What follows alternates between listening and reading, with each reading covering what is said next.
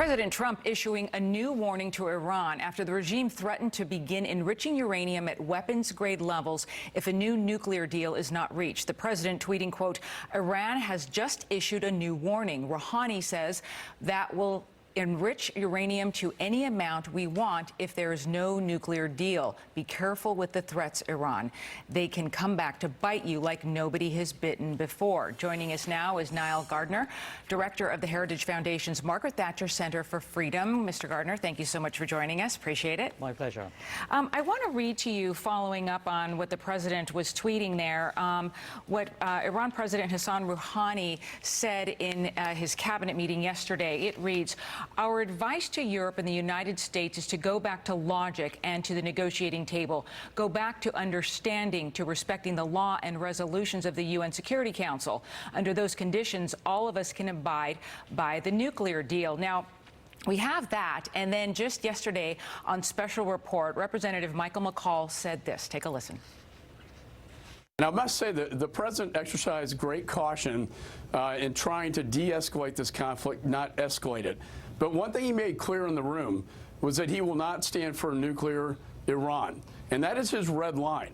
And if Iran chooses to cross that red line and get nuclear weapons, he will respond in full force.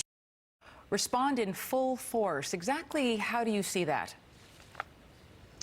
Well, firstly, I have to say that Iran is resorting to blackmail here, and let's not forget that we are dealing with one of the most barbaric regimes on the face of the earth. This is a regime that is hell-bent on developing a nuclear weapons program. It is not interested in abiding by the Iran nuclear deal, which is why the United States withdrew from this disastrous agreement. And President Trump is sending exactly the right message to the Iranian regime, that the United States and the free world will stand up to evil. And the U.S. is applying a policy of maximum pressure against Iran, which is working. The U.S. sanctions that are in place now are bringing this brutal regime to its knees economically, which is why the regime is now lashing out. And the United States is calling upon all of its allies across the world to stand with America in confronting the Iranian threat through the use of sanctions, but also sending a very clear message that Iran's attempts to develop a nuclear weapons program will not be tolerated. And the United States certainly is putting in place everything necessary in order to prevent Iran from becoming a nuclear weapons regime. And the United States is standing with its allies, including Israel. And after all, only this week, just this week, the Iranian regime repeated its threat to wipe out Israel. And there was a threat issued by an Iranian national security official saying that they would destroy Israel within 30 minutes if the United States launched any kind of attack on Iran. So this kind of very ugly, menacing rhetoric is coming from Tehran at this time. We are dealing with a genocidal regime.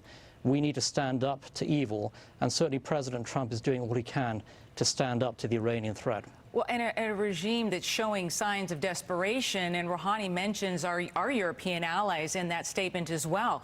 Can you explain their position here? What do they do under this pressure?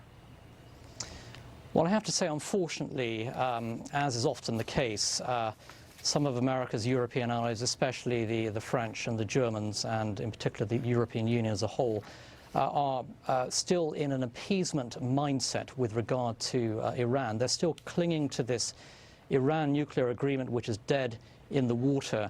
And we need to see all of America's allies in Europe standing with the United States in terms of enforcing sanctions against Iran. Unfortunately, the EU is trying to bypass US sanctions on Iran, sending completely the wrong signal.